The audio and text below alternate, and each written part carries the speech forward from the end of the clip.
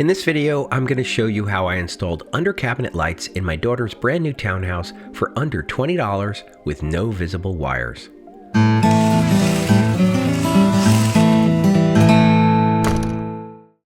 The builder wanted $500 for this option, but I told them not to bother because under cabinet lights are really easy and cheap to install, especially if you've got a microwave range hood.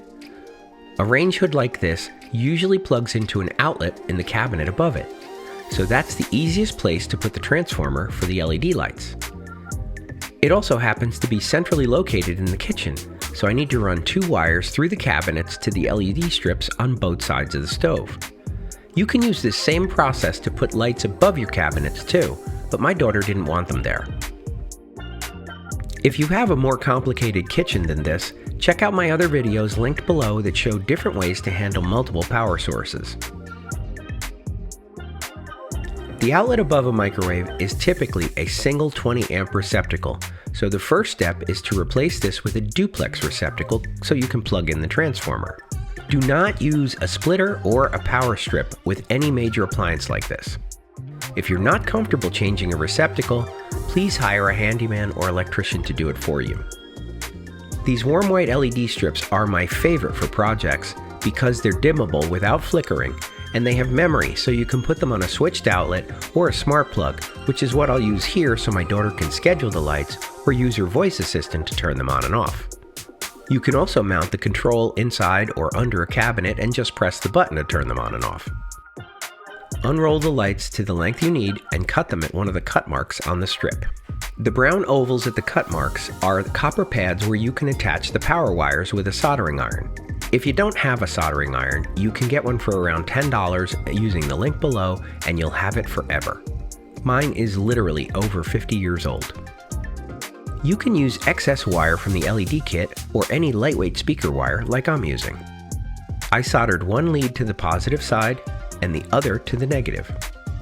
I attached the opposite ends using electrical tape to the barrel connector that I cut off the original strip. The red wire is positive and the black is negative.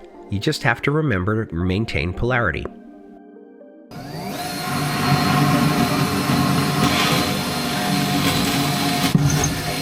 Although this is an inexpensive project, I really recommend that you make it look professional by taking the time to drill holes and hide the wires in the cabinets.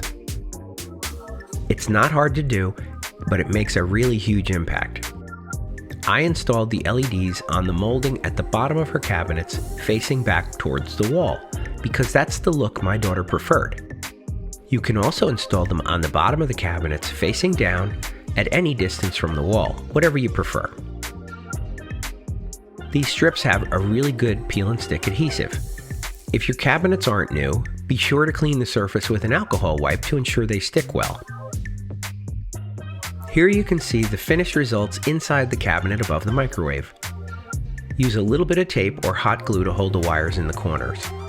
If you want them dimmable, just insert the control between the two barrel connectors. My daughter likes them full brightness, so we didn't bother connecting the control. Instead, she uses a smart plug to turn them on and off. Hopefully you'll agree that under cabinet lights are inexpensive, easy to use, and make a huge impact in this kitchen. Please leave a comment with your thoughts and give this video a thumbs up if you liked it, and I'll see you in the next one.